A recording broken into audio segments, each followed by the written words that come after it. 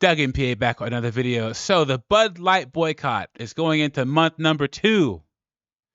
And ground zero for this boycott is Jacksonville, Florida, with sales down by 40%. Great job, Jacksonville.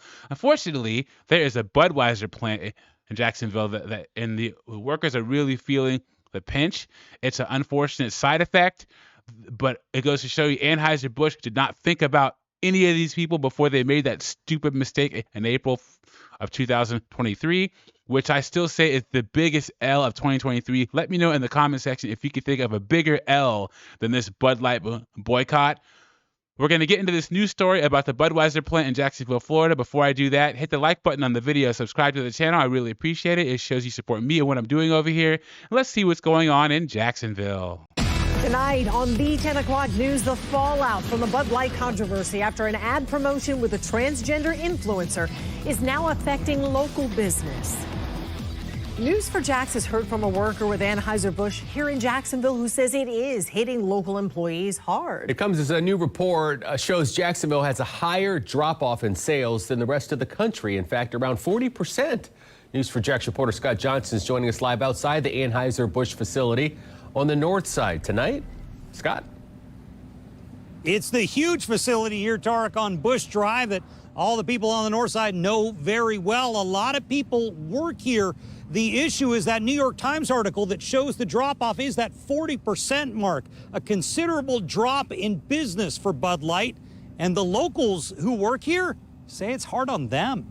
So I don't think that the national sales drop is going to get above 30%. I think it's right around 28 or 29%, but 40% is huge. And Jacksonville is a major metropolitan area. That goes to show you how conservative Jacksonville is. I've only been to Jacksonville once, but I've never spent a lot of time there, but I guess it's rather conservative with a 40% sales drop off during this Bud Light boycott.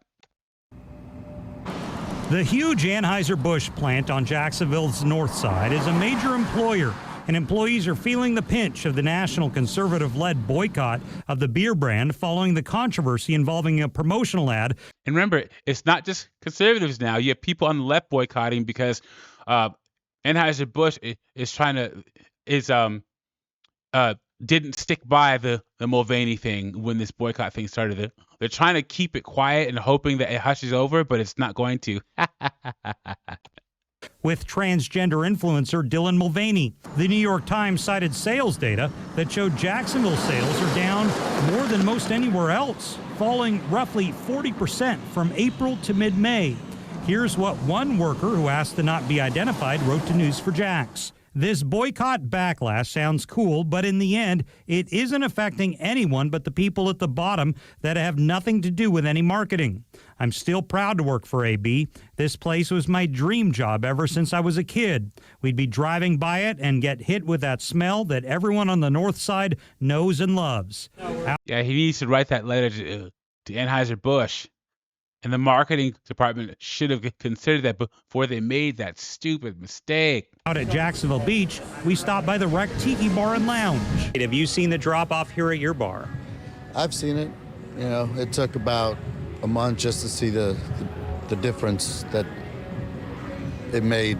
Fernando Meza is a co-owner who says the sales are down and distributors are just not delivering as much Bud Light because they know it's not selling. I'm just seeing not many people buying Bud Light as much as they used to.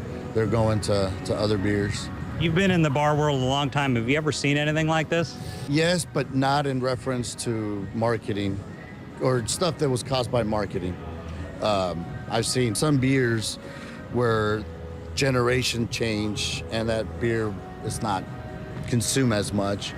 Yeah, so what he's saying is there are people get older and those people, they stop going to bars as much, and the beer associated with their generation isn't consumed as much. It's like a lot of people under 30, they consume seltzers instead of beer. But what he's saying is this is the first time he's ever seen this happen due to purely marketing. I'm telling you, this is such a big L for Anheuser-Busch. And this is just one bar. Another bartender told News4Jax they haven't sold one Bud Light in a month. Haven't sold one Bud Light in a month. I love it. And as far as what's next for Anheuser-Busch, this boycott, so to speak, has been going on around a month and a half or so. What happens in the long term for their business model? I talked to a financial analyst coming up at 11 with details on that.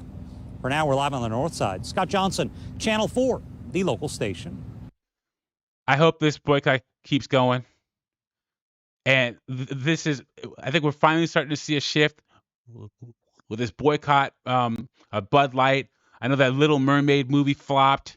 And it's crazy because we're going, to Target has lost a bunch of money due to its activities with the whole LGBTQA plus thing. We might be seeing a shift, you guys. Let me know what you think about this. Like, subscribe, and I will catch you on the next one.